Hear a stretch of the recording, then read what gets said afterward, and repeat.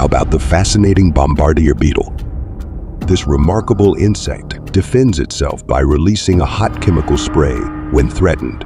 What makes this defense mechanism truly astonishing is that the beetle produces and mixes the chemicals on demand within its own body, creating a boiling, noxious spray that can deter predators. The reaction occurs in specialized chambers, and the beetle can precisely control the timing and direction of the spray. Studying this beetle's unique ability has inspired technological developments, such as in designing more efficient combustion. It's a small but powerful example of nature influencing innovation.